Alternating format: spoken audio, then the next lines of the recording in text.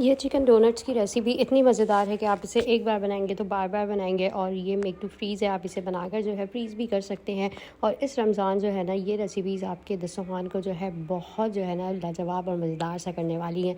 तो recipe start करते हैं। सबसे पहले हमने बॉइल्ड पोटैटोज़ ले लिए हैं और इसके अंदर जो है मैंने 4 से 5 चिकन के पीसेस लिए थे। ये लहसुन डाल के 1 चम्मच बॉईल कर लिया था। बॉईल करने के बाद शेयर कर दिया था। इसके अंदर मैं अब डाल रही हूँ 1 चम्मच सफ़ेद पिसी हुई मिर्चें, 1 चम्मच काली मिर्चें, आधा चम्मच जो है हम पिसी हुई अदरक का डाल देंगे इसके अंदर, और इससे जो है बहुत मज़ेदार सा टेस्ट हो जाता है।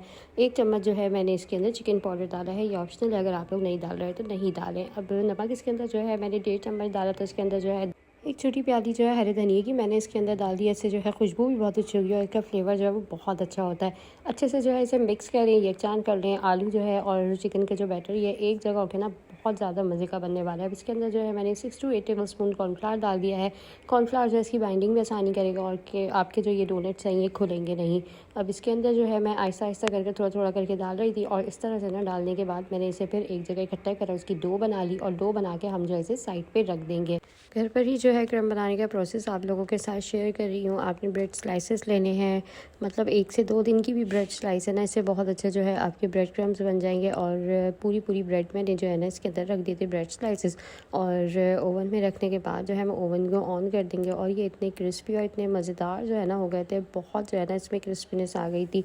तो नॉर्मल जो ब्रेड को आप लोग मशीन में ऐसे ही चला देते हैं, ग्राइंड कर देते हैं, तो उसमें और इसमें जो है ना बहुत फ़र्क होता है। अगर आपके पास जो है ओवन घर पे मौजूद है तो आप इस तरह से इसको जो है 5 से 7 मिनट के लिए रख दें। और इसको जो है ना फिर हम 5 से 7 मिनट ही ठंडा होने के बाद ग्राइंड करेंगे। इस तरह का चॉपर भी जो है यूजुअली सबके घर में होता है और इसी चॉपर में जो है आप बहुत अच्छे से और क्रिस्पी से जो है ब्रेड क्रम्स बना सकते हैं।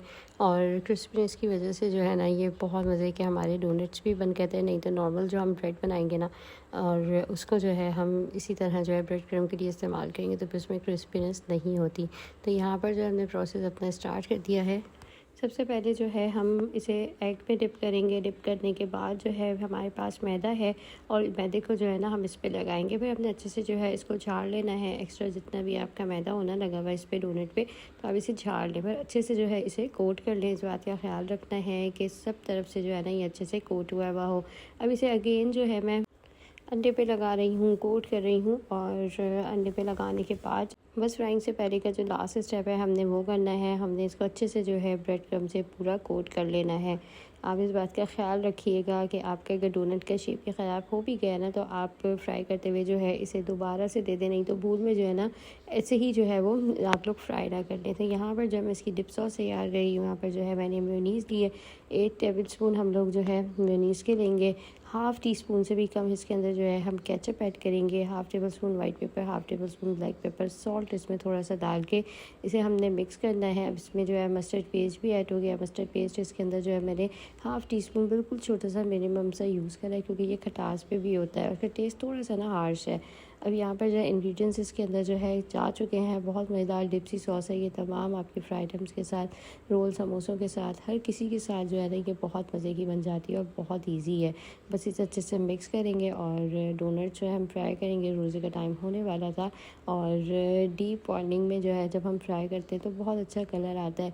तो अभी जो है मैंने इसको जो के लिए ये फ्राइंग मशीन है इसके अंदर मैं डाल दूँगी ऑयल। हमारा पहले से अच्छा खासा जो है गर्म हो गया था और खोलते हुए तेल पे हमने इसको जो है डालना है। लाइट लाइट सा इसमें खूबसूरत सा कलर जब आएगा तो बस हम इसको निकाल लेंगे और एक्स्ट्रा ऑयल जो है सारा निकाल लिएगा। निकालने के साथ ही जो है ना बस इसको स्टेन भी करें और इसको जो है हम सर्व करेंगे बहुत खूबसूरत से स्टाइल में।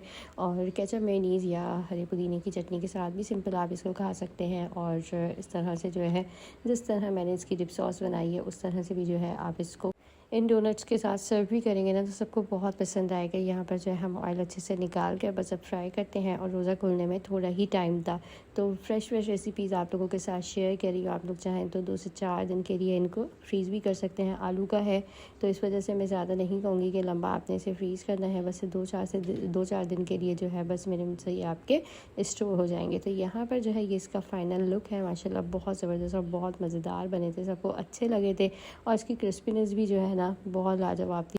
तो यहाँ पर जो है मैं इसको सर्व करूँगी। I hope you like this video. अल्लाह हाफ़िज़।